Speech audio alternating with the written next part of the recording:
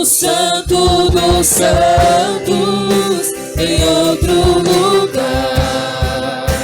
Não sabe viver, e onde estiver, clama pela glória, a glória de Deus.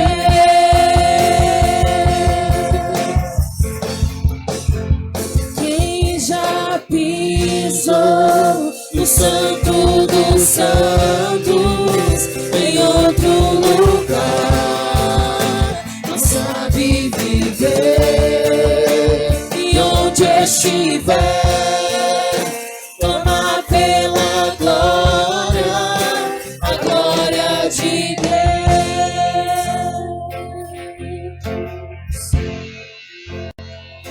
Aleluias. Boa noite a todos. Que a paz de nosso Senhor Jesus Cristo seja abundante na vida de cada um de vocês. Amém? Porque é de paz que nós precisamos. É de paz que o mundo precisa. Nesta semana nós tivemos um feriado que foi o 7 de setembro, onde havia uma grande expectativa, uma grande preocupação sobre o que poderia acontecer nesse dia. Mas a igreja do Senhor se colocou de joelho e Deus ouviu as nossas orações e nada de grave aconteceu. Apenas manifestações passivas sem maiores problemas. E que assim seja, que essa data 7 de setembro seja apenas para celebrar a independência do Brasil em relação a Portugal, assim como outras nações que, como o Brasil, foram colonizadas e viveram sob o domínio de outros impérios mais potentes, mas que um dia se tornaram independentes. Todas essas nações também escolhem uma data para celebrar a sua independência, a sua liberdade. A igreja do Senhor também, nós também escolhemos uma data, como por exemplo, hoje, para celebrarmos verdadeiramente a nossa independência, a nossa liberdade do império das trevas, porque um dia Ele, Jesus Cristo, nos tirou da potestade das trevas e nos transportou para o império da luz. Se você crê nisso, aplaude o Senhor mais uma vez, glorifica a Ele, exalta o nome do Senhor. Aleluia! Glória a Deus!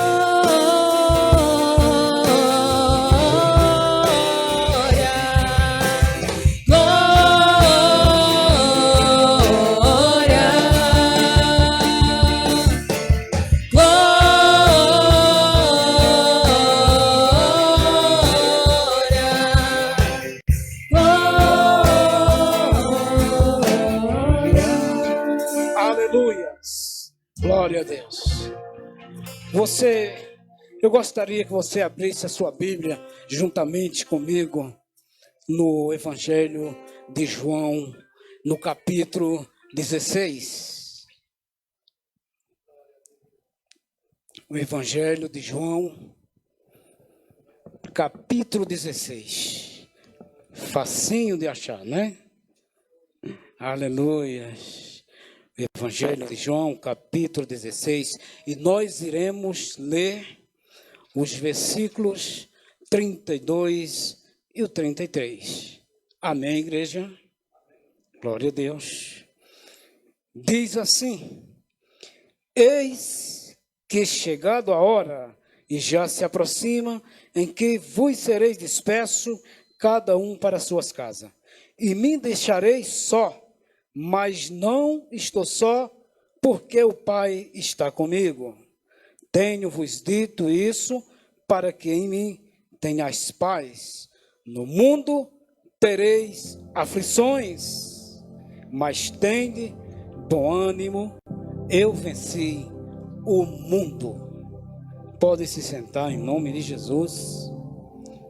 Graças a Deus. Meus queridos, quando eu leio o capítulo 16 do Evangelho de João, eu me emociono. Os meus olhos se enchem de lágrima, porque aqui está registrado o momento em que Jesus se despedia dos seus discípulos. É um momento de tristeza, é um momento de emoção. Eu creio que esse momento ficou marcado na vida de cada um dos discípulos por muito tempo. Os discípulos que acompanharam Jesus em todo o seu ministério, que participaram de todos os momentos gloriosos de Jesus, e foram muitos momentos maravilhosos que eles viveram ali na companhia agradável de Jesus, onde eles se sentiam amados, onde eles se sentiam seguros. Mas é chegado o momento em que eles teriam que caminhar sozinhos. Obrigado.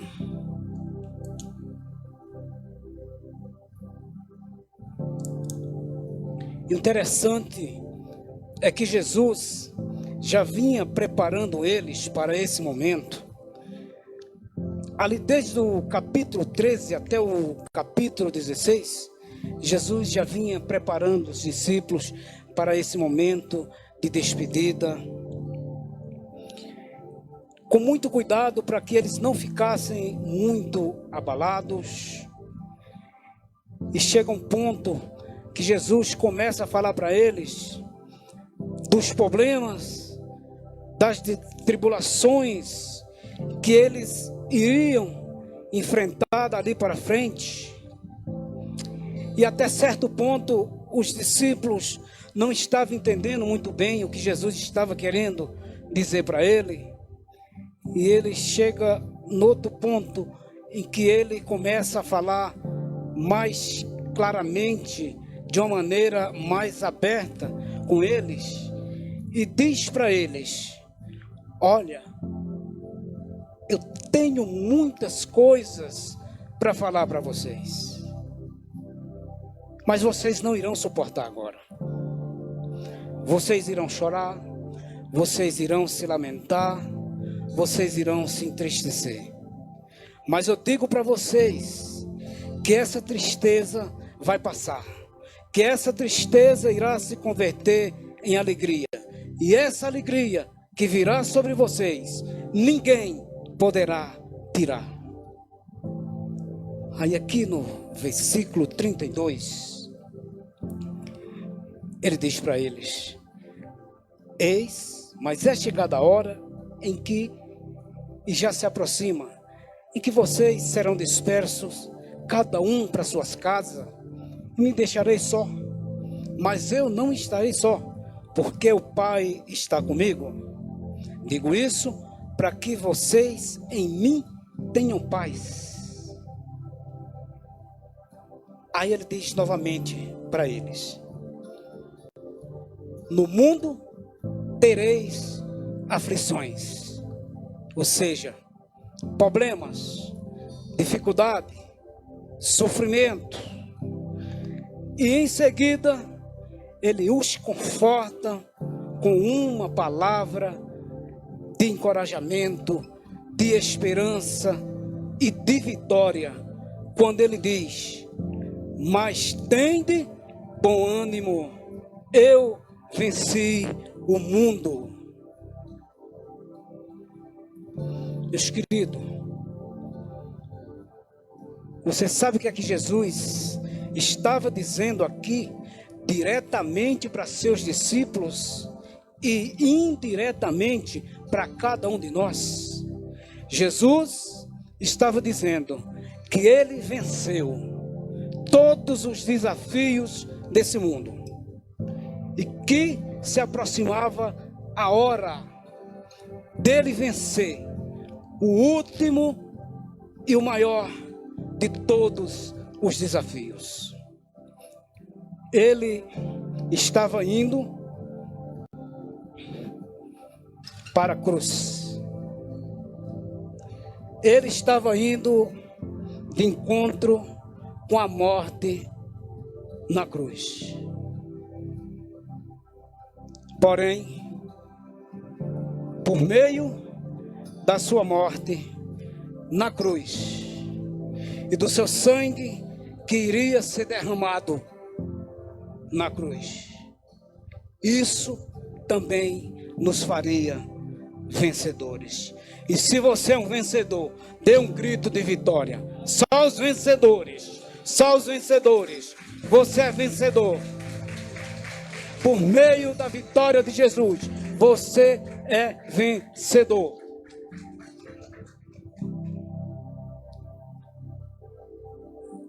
Quando Jesus diz que ele venceu o mundo, é porque ele venceu mesmo. Jesus venceu as perseguições, ele venceu as acusações, ele venceu as críticas, ele venceu a incredulidade e a dureza de coração das pessoas, ele venceu as tentações, ele venceu o pecado, ele venceu a morte, ele venceu o inferno e ele venceu o diabo. Agora eu quero perguntar para você, meus queridos, qual é o seu problema? Você está com medo de quê? Quem é que está te oprimindo? Quem é que está tirando a tua alegria e a tua paz?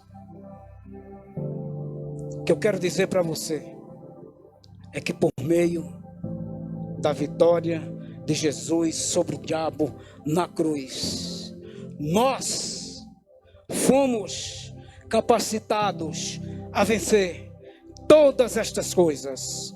Todos os problemas, todas as dificuldades, todas as tribulações, as tentações, o pecado, a carne e toda a influência maligna desse mundo.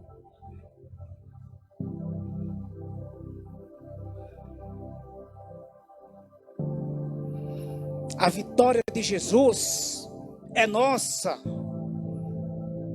Jesus venceu o diabo na cruz. Não foi para salvar a si mesmo, não. Foi para salvar a mim e a você. Jesus nunca precisou de salvação, porque Ele é a salvação.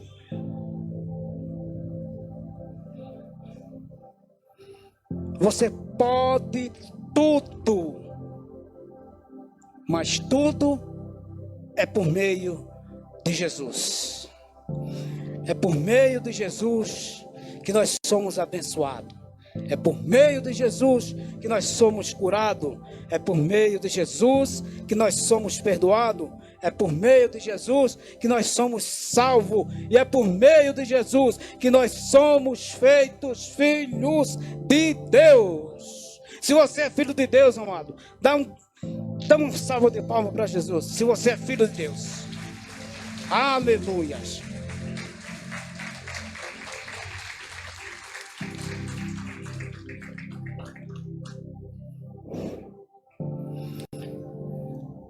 Glória a Deus.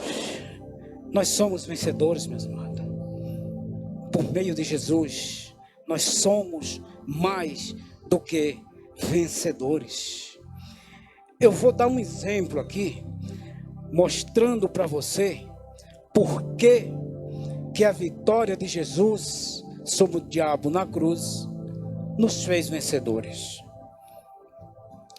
Eu vou fazer aqui uma ilustração. Eu vou aqui usar um fato histórico inesquecível que ocorreu com o povo de Israel. Todo mundo aqui conhece a história. A Bíblia diz que um certo gigante chamado Golias comandava o exército filisteus. E a Bíblia diz que esse gigante, Golias, oprimia humilhava, zombava do povo de Israel. A Bíblia diz que todos os dias Golias se apresentava a Israel e fazia a seguinte proposta: escolhe dentre vós um homem que possa me enfrentar, me ferir, me vencer, que a situação irá se inverter. Nós seremos vossos servos. Porém, se eu vencer, vocês serão nossos servos. Vocês nos servirão. Quando o povo de Israel ouvia essas palavras e olhava para o tamanho de Golias, a sua estatura, o seu poder de armamento, o seu equipamento de guerra, eles tremiam de medo, eles recuavam, fugiam de diante do gigante. E não havia no meio de Israel ninguém que fosse capaz de enfrentar Golias. O homem era grande, o homem era violento.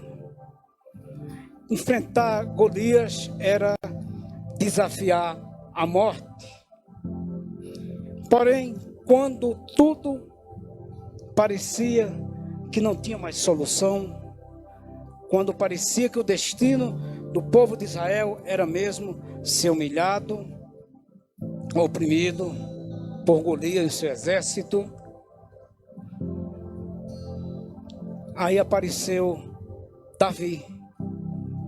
Assim, do nada, estatura média, sem nenhuma arma de guerra, sem nenhum equipamento de guerra, porque ele não fazia parte do exército de Israel, mas só que ele veio em nome do Senhor dos exércitos, enfrentou Golias e venceu.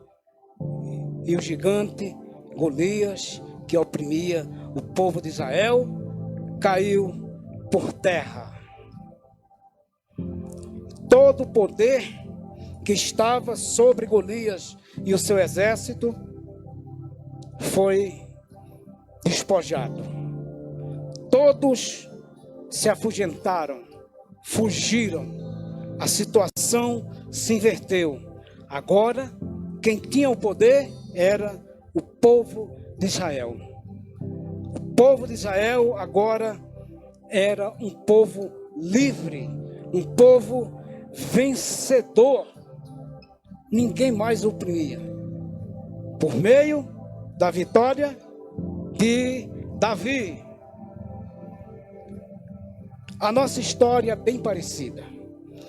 É claro que a nossa vitória é bem, mas muito mais superior do que a vitória do povo de Israel. A Bíblia diz que um dia todos nós éramos escravos do diabo, oprimido pelo diabo. O diabo, em relação a nós, era muito mais poderoso que nós. E não havia ninguém no nosso meio capacitado para enfrentar o diabo e vencê-lo. Não. Mas, porém, quando tudo parecia que não havia mais esperança, quando parecia que tudo estava perdido e que o nosso destino seria mesmo ser oprimido pelo diabo e ser escravo do diabo até a morte, então apareceu Jesus. Jesus, assim do nada, sem nenhuma arma de guerra, sem nenhum equipamento de guerra, e enfrentou o diabo e venceu o diabo. Lá em Lucas, no capítulo 10, 19, Jesus disse: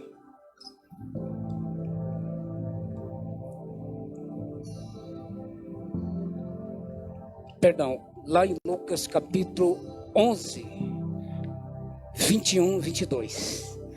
Lucas capítulo 11, versículo 21 e 22.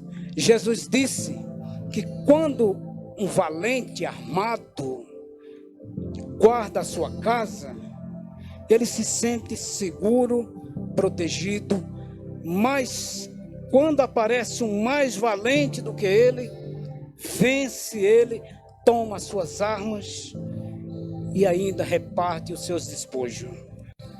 Foi exatamente isso que aconteceu. O diabo era o valente, Jesus, o mais valente dos valentes, aquele que nunca perdeu uma batalha, o Senhor dos exércitos, venceu o diabo. A situação se inverteu. Jesus tomou toda a arma do diabo, despojou tudo que estava em suas mãos. Tudo que estava em suas mãos, a situação se inverteu e agora somos nós que temos o poder sobre o diabo e sobre os seus demônios. Aleluias. O que é que diz lá em Lucas 10, 19?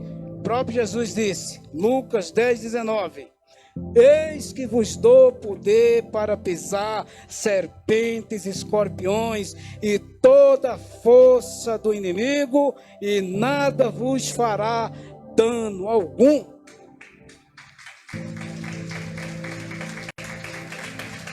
Aleluia. Ele merece mais, ele merece mais.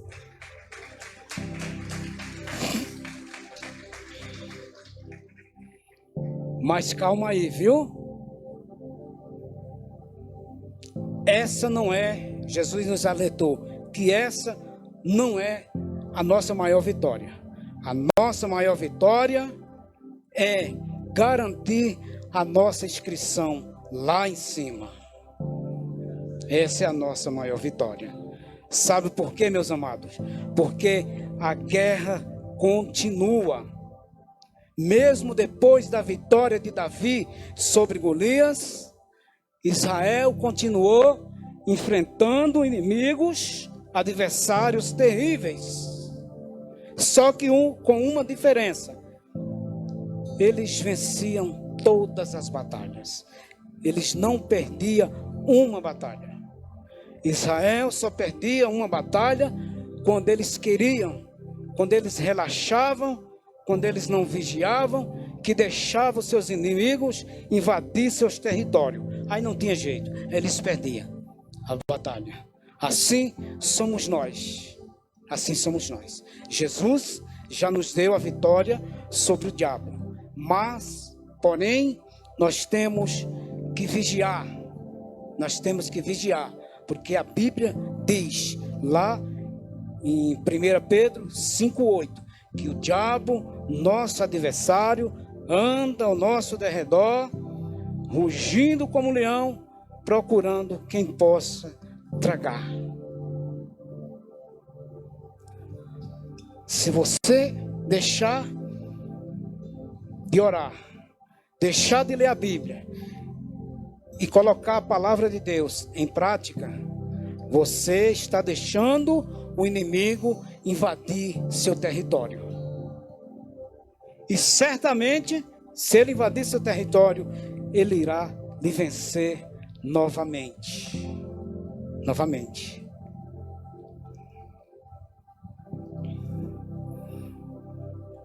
Sabe por quê? Eu vou dar um exemplo. Israel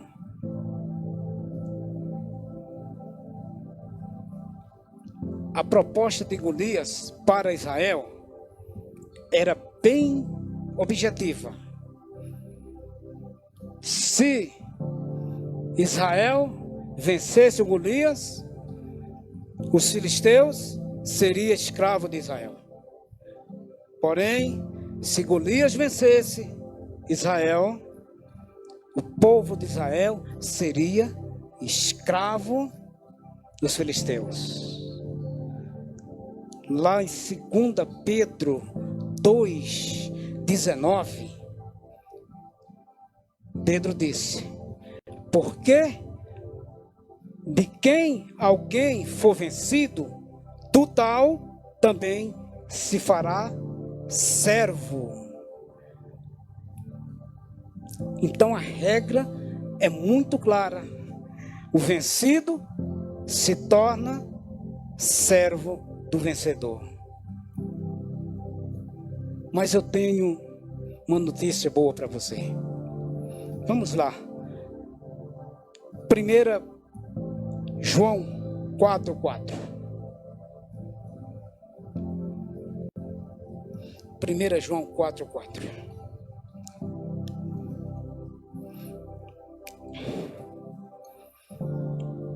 Amém. Filhinhos, sois de Deus e já tendes vencido, porque maior é o que está em vós do que o que está no mundo. Vamos para o capítulo 5, versículo 4. Porque todo o que é nascido de Deus vence o... Porque todo que é nascido de Deus vence o mundo. Vence o mundo. E esta é a vitória que vence o mundo. A nossa? Qual é a vitória que vence o mundo? Versículo 5.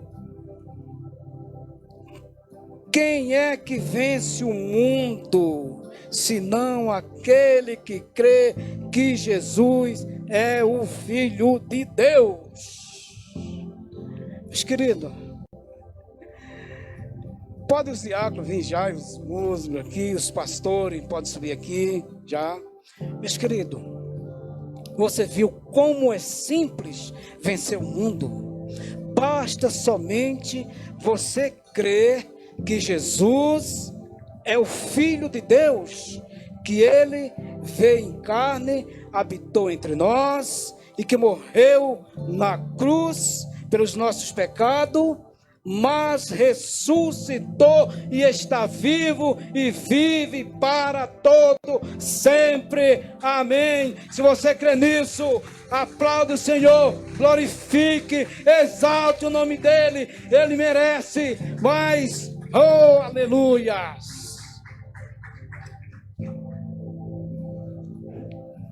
Louvado seja o nome do Senhor.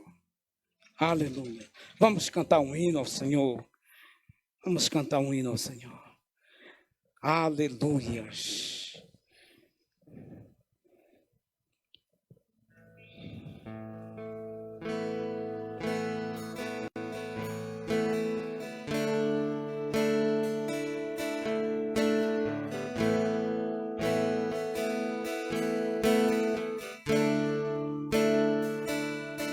Teu sangue leva Os diáconos, por favor.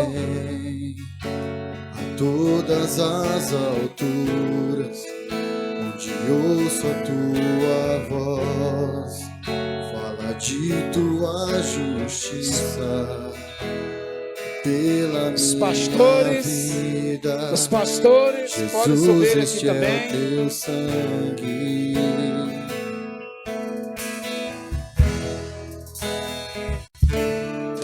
Tua cruz mostra tua graça, fala do amor do Pai, que prepara para nós um caminho para Ele, onde eu possa me achegar somente pelo sangue.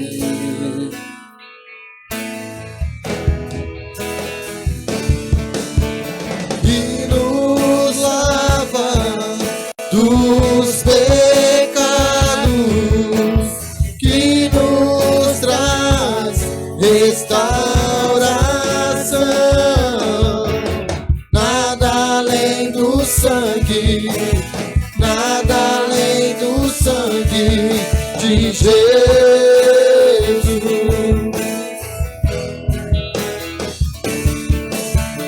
E nos faz brancos como a neve, aceitos como amigos de Deus. Nada além do sangue, nada além do sangue de Jesus.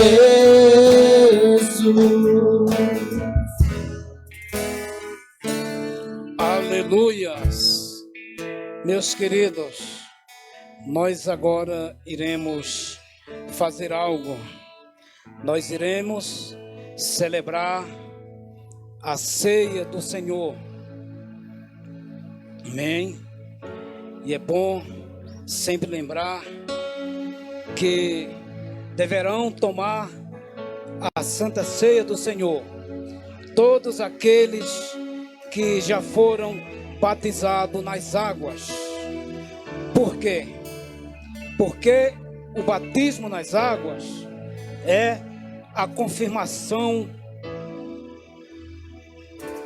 da sua escolha, é a confirmação da decisão que você tomou de entregar a sua vida para Jesus. E também não só a questão do batismo, mas é necessário que você saiba o significado da Santa Ceia. A Bíblia nos orienta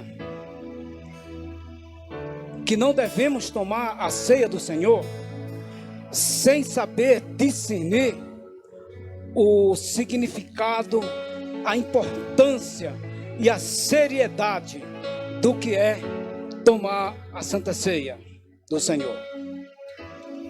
A Bíblia nos orienta.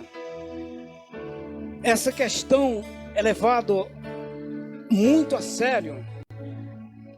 A Bíblia nos orienta que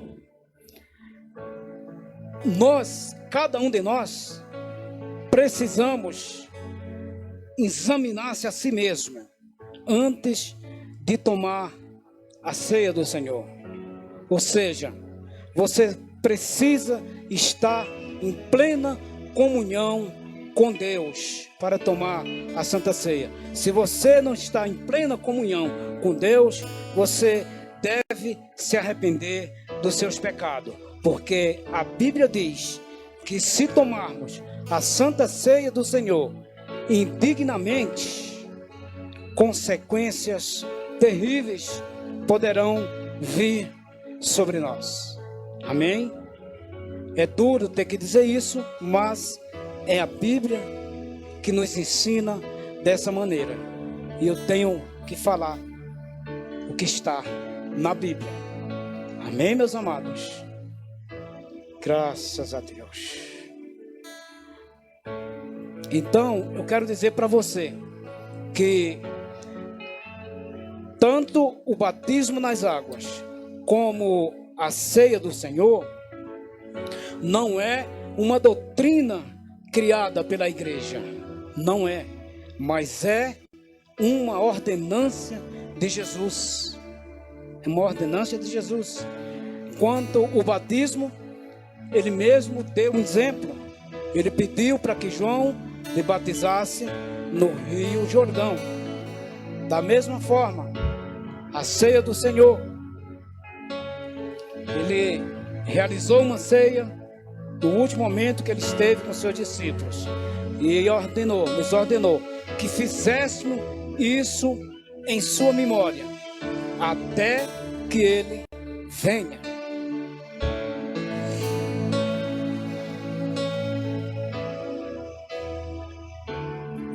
Teu sangue leva-me além, a todas as alturas, onde ouço a tua voz, fala de tua justiça pela minha vida.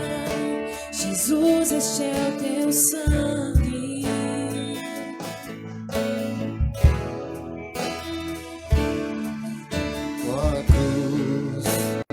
Mostra tua graça, fala do amor do Pai, que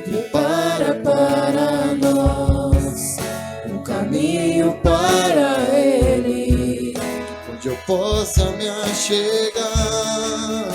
Somente pelo sangue.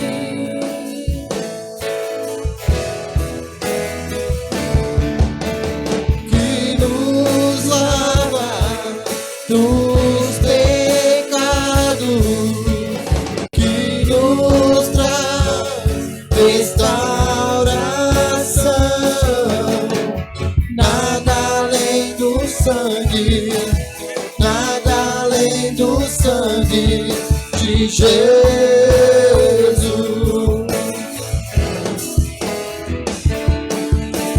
Que nos faz brancos como a neve, aceitos como amigos de Deus.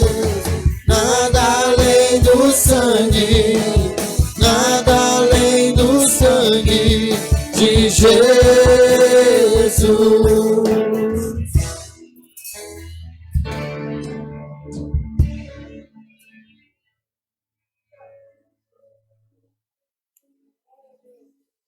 Aleluia. O Senhor é bom, o Senhor é fiel, Jesus maravilhoso. Aleluia. Graças a Deus. Louvado seja o nome do Senhor.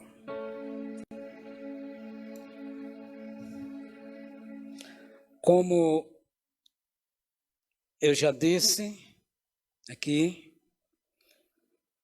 que o que nós iremos fazer agora tem um significado muito profundo. No último momento em que Jesus esteve com seus discípulos, ele realizou uma ceia, onde ele pegou o pão, abençoou e deu aos seus discípulos e disse: comam, isto é o meu corpo. Depois ele pegou o suco da uva, o cálice, deu graça e deu para os seus discípulos e disse: bebei isso todos, isso é o meu sangue, o sangue do Novo Testamento, que é derramado por muitos para remissão dos pecados. No Velho Testamento se fazia expiação pelo pecado do povo de Israel pelo sangue de um determinado animal, um cordeiro. E muitos cordeiros foram mortos para fazer expiação pelo pecado do povo de Israel. Porém, a Bíblia diz que quando João Batista apresentou Jesus para o mundo, João apontou para Jesus e disse: eis aí o Cordeiro de Deus que tira o pecado do mundo. João não estava apontando apenas para mais um cordeiro que fazia expiação pelo pecado do povo de Israel, mas João estava apontando para o Cordeiro de Deus, que por único sacrifício tira o pecado do mundo. Amém. Segure na sua mão, feche os seus olhos por algum instante. Senhor Jesus, aqui está a tua igreja, Senhor, que foi comprada pelo teu sangue, a tua igreja que é salva pelo teu sangue, o sangue da nova aliança, o sangue da comunhão eterna, Senhor, o sangue pelo qual nós temos a redenção e a remissão de nossos pecados, segundo a riqueza da tua graça.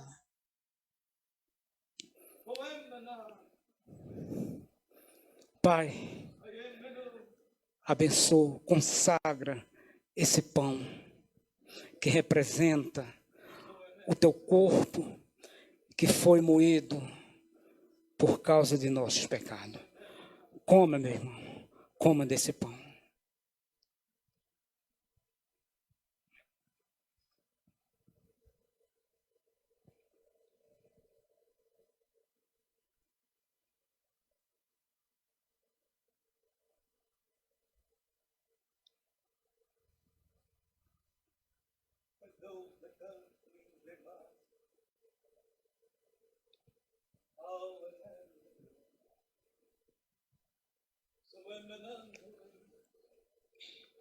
Senhor, nós consagramos esse suco da uva, esse cálice que representa o teu sangue que foi derramado naquela cruz pela remissão de nossos pecados.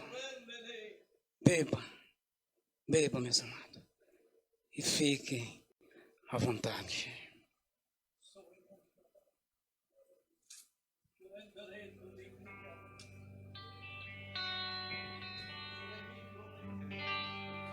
Porque Ele vive,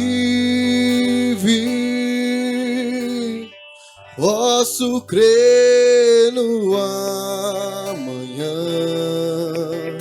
Porque Ele vive, temor não há, mas eu bem sei.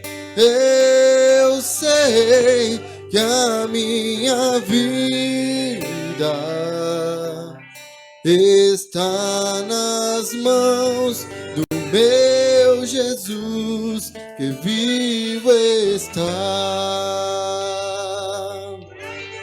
Deus enviou seu Filho amado pra me salvar e perdoar. Na cruz morrer por meus pecados, mas ressurgiu e vivo com o Pai está. Porque Ele vive, posso crer no amanhã. Porque Ele vive, temor não há, mas eu bem sei, eu sei que a minha vida está nas mãos do meu Jesus, que vivo está. E quando enfim chegar a hora em que a morte enfrentarei, sem medo então terei vitória, verei na glória o meu Jesus, que vivo está. Porque Ele vive, posso crer no amanhã. Porque Ele vive, temor não há, mas eu bem sei, eu sei que a minha minha vida está nas mãos do meu Jesus, que vivo está. Aleluias.